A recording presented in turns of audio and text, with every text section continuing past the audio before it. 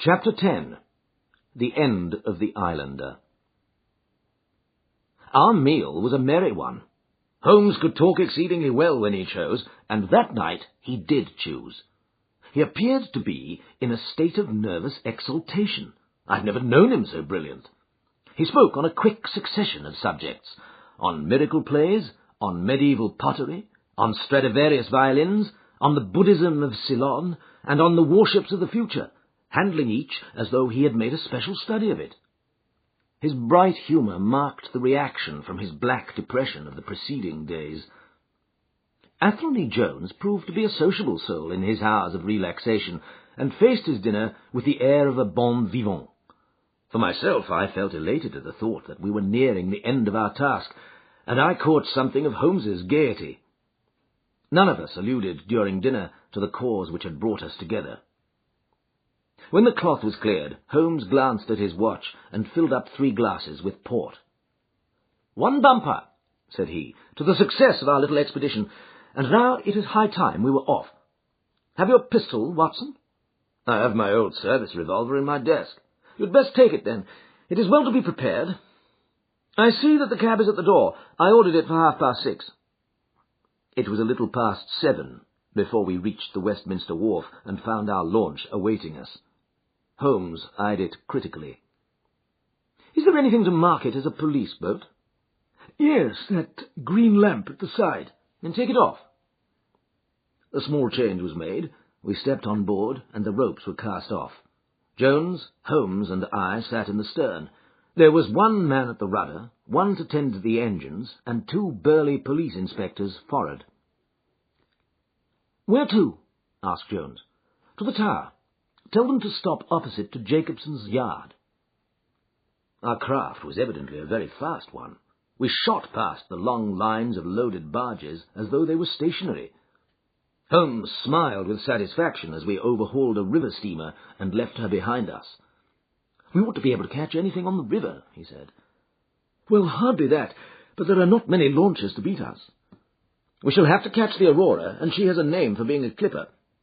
I will tell you how the land lies, Watson. You recollect how annoyed I was at being balked by so small a thing?" "Yes." "Well, I gave my mind a thorough rest by plunging into a chemical analysis. One of our greatest statesmen has said that a change of work is the best rest, and so it is. When I had succeeded in dissolving the hydrocarbon which I was at work at, I came back to our problem of the Sholtos and thought the whole matter out again. My boys had been up the river and down the river without result. The launch was not at any landing stage or wharf, nor had it returned. Yet it could hardly have been scuttled to hide their traces, though that always remained as a possible hypothesis if all else failed. I knew that this man Small had a certain degree of low cunning, but I did not think him capable of anything in the nature of delicate finesse. That is usually a product of higher education. I then reflected that since he had certainly been in London some time, as we had evidence that he maintained a continual watch over Pondicherry Lodge, he could hardly leave at a moment's notice, but would need some little time, if it were only a day, to arrange his affairs. That was the balance of probability, at any rate. "Which seems to me to be a little weak," said I. "It is more probable that he had arranged his affairs before ever he set out upon his expedition." "No, I hardly think so. This lair of his would be too valuable a retreat, in case of need, for him to give it up until he was sure that he could do without it. But a second consideration struck me. Jonathan Small must have felt that the peculiar appearance of his companion, however much he may have top-coated him, would give rise to gossip, and possibly be associated with this Norwood tragedy. He was quite sharp enough to see that. They had started from their headquarters under cover of darkness, and he would wish to get back before it was broad light. Now, it was past 3 o'clock, according to Mrs. Smith, when they got the boat. It would be quite bright, and people would be about in an hour or so. Therefore, I argued, they did not go very far. They paid Smith well to hold his tongue, reserved his launch for the final escape, and hurried to their lodgings with the treasure box. In a couple of nights, when they had time to see what view the papers took, and whether there was any suspicion, they would make their way under cover of darkness to some ship at Gravesend or in the Downs, where no doubt they had already arranged for passages to America or the colonies. But the launch? They could not have taken that to their lodgings. Quite so. I argued that the launch must be no great way off, in spite of its invisibility. I then put myself in the place of Small and looked at it as a man of his capacity would. He would probably consider that to send back the launch, or to keep it at a wharf, would make pursuit easy if the police did happen to get on his track. How then could he conceal the launch and yet have her at hand when wanted? I wondered what I should do myself if I were in his shoes. I could only think of one way of doing it. I might hand the launch over to some boat builder or repairer, with directions to make a trifling change in her. She would then be removed to his shed or yard, and so be effectually concealed, while at the same time I could have her at a few hours' notice. That seems simple enough. It is just these very simple things which are extremely liable to be overlooked. However, I determined to act on the idea. I started at once in this harmless seaman's rig, and inquired at all the yards down the river. I drew blank at 15, but at the 16th, Jacobson's, I learnt that the Aurora had been handed over to them 2 days ago by a wooden-legged man with some trivial directions as to her rudder. "There ain't naught amiss with her rudder," said the foreman. "There she lies with the red streaks." At that moment, who should come down but Mordecai Smith, the missing owner? He was rather the worse for liquor. I should not, of course, have known him, but he bellowed out his name and the name of his launch. "I want her tonight at 8 o'clock, said he. 8 o'clock sharp, mind, for I've 2 gentlemen who won't be kept waiting." They had evidently paid him well, for he was very flush of money, chucking shillings about to the men. I followed him some distance, but he subsided into an alehouse, so I went back to the yard, and happening to pick up one of my boys on the way, I stationed him as sentry over the launch. He used to stand at the water's edge and wave his handkerchief to us when they start. We shall be lying off in the stream, and it will be a strange thing if we do not take men, treasure, and all.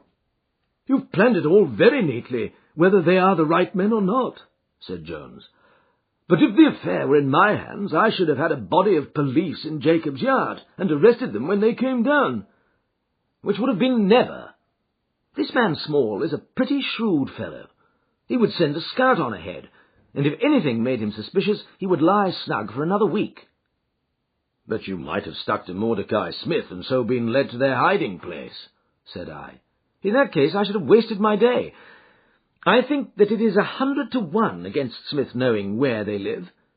As long as he has liquor and good pay, why should he ask questions? They send him messages what to do. No, I thought over every possible course, and this is the best." While this conversation had been proceeding, we had been shooting the long series of bridges which span the Thames. As we passed the city, the last rays of the sun were gilding the cross upon the summit of St. Paul's. It was twilight before we reached the tower. "That is Jacobson's Yard," said Holmes, pointing to a bristle of masts and rigging on the Surrey side. "Cruise gently up and down here under cover of this string of lighters." He took a pair of night glasses from his pocket and gazed some time at the shore. "I see my sentry at his post," he remarked, "but no sign of a handkerchief." "Suppose we go downstream a short way and lie in wait for them," said Jones eagerly. We were all eager by this time, even the policemen and stokers, who had a very vague idea of what was going forward. "We have no right to take anything for granted," Holmes answered. "It is certainly 10 to 1 that they go downstream, but we cannot be certain. From this point we can see the entrance of the yard, and they can hardly see us. It will be a clear night and plenty of light. We must stay where we are. See how the folk swarm over yonder in the gaslight." "They're coming from work in the yard." "Dirty-looking rascals. But I suppose every one has some little immortal spark concealed about him. You would not think it to look at them. There is no a priori probability about it. A strange enigma is man." "Someone calls him a soul concealed in an animal," I suggested. "Winwood Reade is good upon the subject," said Holmes. "He remarks that while the individual man is an insoluble puzzle, in the aggregate he becomes a mathematical certainty. You can, for example, never foretell what any one man will do, but you can say with precision what an average number will be up to. Individuals vary, but percentages remain constant. So says the statistician. But do I see a handkerchief? Surely. There is a white flutter over yonder." "Yes, it is your boy," I cried. "I can see him plainly." "And there is the Aurora," exclaimed Holmes, "and going like the devil. Full speed ahead, engineer. Make after that launch with the yellow light. By heaven, I shall never forgive myself if she proves to have the heels of us." She had slipped unseen through the yard entrance and passed between 2 or 3 small craft, so that she had fairly got her speed up before we saw her. Now she was flying down the stream, near into the shore, going at a tremendous rate. Jones looked gravely at her and shook his head. "Oh, she is very fast," he said. "I doubt if we shall catch her." "We must catch her!" cried Holmes between his teeth. "Keep it on, stokers! Make her do all she can. If we burn the boat, we must have them." We were fairly after her now. The furnaces roared, and the powerful engines whizzed and clanked like a great metallic heart. Her sharp, steep prow cut through the still river water and sent 2 rolling waves to right and to left of us. With every throb of the engines we sprang and quivered like a living thing.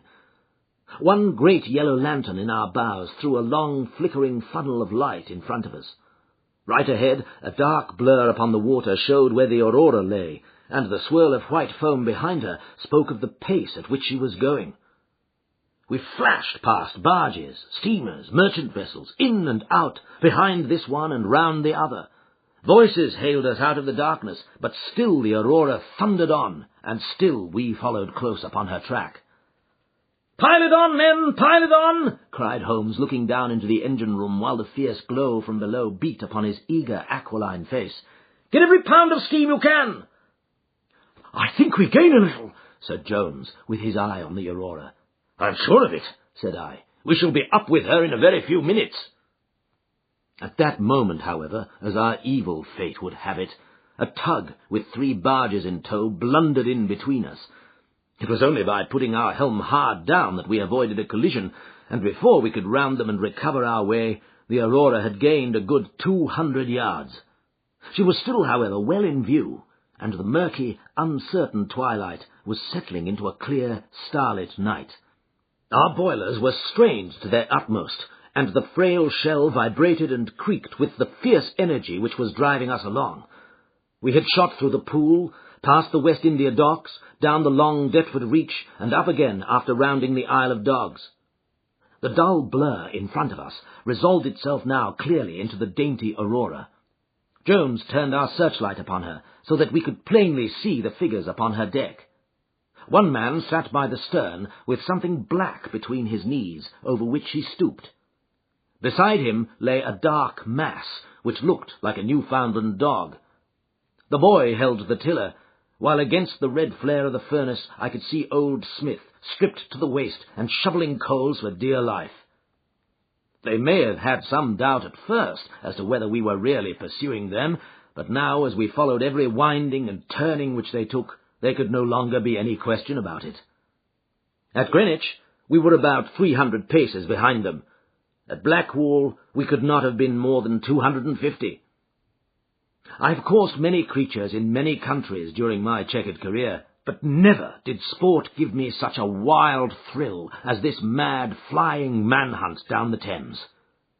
Steadily we drew in upon them, yard by yard. In the silence of the night we could hear the panting and clanking of their machinery. The man in the stern still crouched upon the deck, and his arms were moving as though he were busy, while every now and then he would look up and measure with a glance the distance which still separated us. Nearer we came, and nearer. Jones yelled to them to stop. We were not more than 4 boats' lengths behind them, both boats flying at a tremendous pace. It was a clear reach of the river, with Barking Level upon one side and the melancholy Plumstead Marshes upon the other. At our hail, the man in the stern sprang up from the deck and shook his 2 clenched fists at us, cursing the while in a high, cracked voice.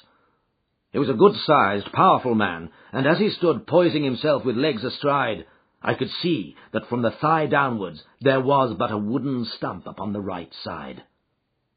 At the sound of his strident, angry cries, there was movement in the huddled bundle upon the deck. It straightened itself into a little black man, the smallest I have ever seen, with a great, misshapen head and a shock of tangled, dishevelled hair. Holmes had already drawn his revolver, and I whipped out mine at the sight of this savage, distorted creature. He was wrapped in some sort of dark ulster or blanket, which left only his face exposed. But that face was enough to give a man a sleepless night. Never have I seen features so deeply marked with all bestiality and cruelty. His small eyes glowed and burned with a sombre light, and his thick lips were writhed back from his teeth, which grinned and chattered at us with half-animal fury. "Fire, if he raises his hand," said Holmes quietly. We were within a boat's length by this time, and almost within touch of our quarry. I can see the two of them now as they stood, the white man with his legs far apart, shrieking out curses, and the unhallowed dwarf with his hideous face and his strong yellow teeth gnashing at us in the light of our lantern. It was well that we had so clear a view of him. Even as we looked, he plucked out from under his covering a short, round piece of wood like a school ruler, and clapped it to his lips. Our pistols rang out together. He whirled round, threw up his arms, and with a kind of choking cough fell sideways into the stream. I caught one glimpse of his venomous, menacing eyes amid the white swirl of the waters. At the same moment, the wooden-legged man threw himself upon the rudder and put it hard down so that his boat made straight in for the southern bank, while we shot past her stern, only clearing her by a few feet. We were round after her in an instant, but she was already nearly at the bank. It was a wild and desolate place, where the moon glimmered upon a wide expanse of marshland, with pools of stagnant water and beds of decaying vegetation. The launch, with a dull thud, ran up upon the mud bank, with her bow in the air and her stern flush with the water. The fugitive sprang out, but his stump instantly sank its whole length into the sodden soil. In vain he struggled and writhed. Not one step could he possibly take, either forward or backward. He yelled in impotent rage and kicked frantically into the mud with his other foot, but his struggles only bored his wooden pin the deeper into the sticky bank. When we brought our launch alongside, he was so firmly anchored that it was only by throwing the end of a rope over his shoulders that we were able to haul him out and to drag him like some evil fish over our side. The two Smiths, father and son, sat sullenly in their launch, but came aboard meekly enough when commanded. The Aurora herself we hauled off and made fast to our stern. A solid iron chest of Indian workmanship stood upon the deck. This, there could be no question, was the same that had contained the ill-omened treasure of the Sholtos. There was no key, but it was of considerable weight, so we transferred it carefully to our own little cabin. As we steamed slowly upstream again, we flashed our searchlight in every direction, but there was no sign of the islander. Somewhere, in the dark ooze at the bottom of the Thames, lie the bones of that strange visitor to our shores. "See here," said Holmes, pointing to the wooden hatchway. We were hardly quick enough with our pistols. There, sure enough, just behind where we had been standing, stuck one of those murderous darts which we knew so well. It must have whizzed between us at the instant we fired. Holmes smiled at it and shrugged his shoulders in his easy fashion, but I confess that it turned me sick to think of the horrible death which had passed so close to us that night.